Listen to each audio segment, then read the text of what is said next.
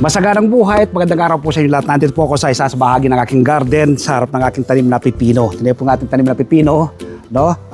Ito po sa sakol sa nakatanim. Meron pong dalawa ngayon na ready to harvest. Ang dami pa pong maliliit na bunga at flower. Pwede po kayo magtanim ng pipino kung wala kayong hanapin space sa timba, sa paso, ito sa sako. Pwede rin po kayong magtanim tulad po ng aking ginagawa. No? Panoorin nyo po hanggang dulo itong ating video tutorial nito. I-share ko po sa inyo ang pagpapabunga ng pipino, yung aking sikreto sa pagpapabunga ng pipino. Ngayon po ay ibabahagi po muna yung mixture ng lupa na aking pinagtamnan ng pipino, nakatanim sa sako, sa timba, limited space lang siya. Ito po yung aking mixture, 60% buwagag na lupa, 20% vermicast, another 20% ay coco peat. Ano?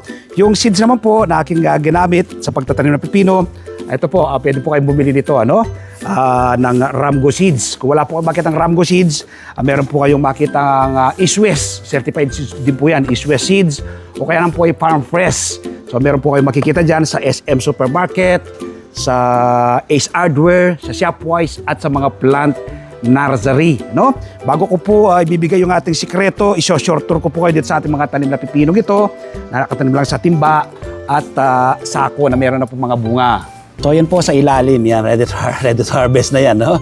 Ayan, no? Nakatanim po yan sa timba.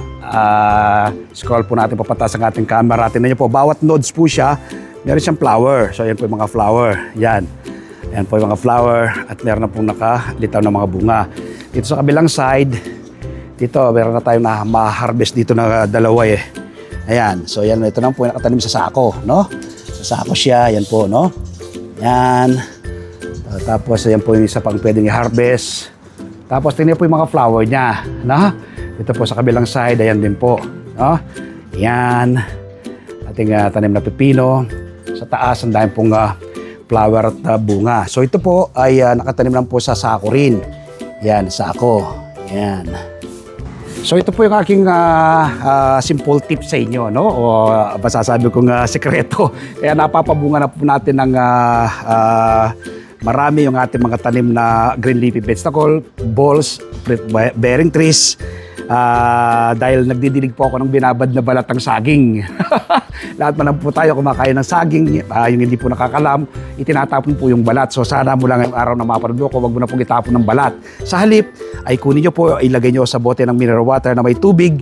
Tapos after 48 hours, ipandilig nyo po sa yung mga tanim na mga namumungang green leafy vegetables at fruit-bearing trees. Mag-spray din po kayo ng fermented fruit juice. Yung po kasing binabad na balat ng saging para sa ugat.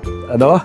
Tapos yung fermented fruit juice naman po ay para sa stem flower. No? Ibig sabihin, may protection, may natural at organic na pataba sa kanyang ugat, papaakyat sa kanyang halaman, sa puno, tapos sa taas, meron din po. Kaya po yung lahat ng naipa-flower, matutuloy lahat yung bunga. So sana nakapag-share naman ako ng panibagong kaalaman at impormasyon ngayong araw na ito. No? Kung may natutunan po kayo, i-share nyo po sa inyong mga kaibigan, sa inyong mga kamag-anak itong ating video tutorial na ito. Nang sa ganon, marami po tayong maabot at matulungan na ating mga kababayan. Sa mga gusto pong mapalalim pa ang kaalaman, kaugnay ng pagtatanim ng iba't ibang uri ng alaman sa pagitan po ng organikong pamamaraan, i-follow nyo po ako sa aking mga social media platforms. Ano? Meron po akong Facebook page, ang aking Facebook page ang Magsasakang Reporter. Yung aking Facebook profile, Merlison.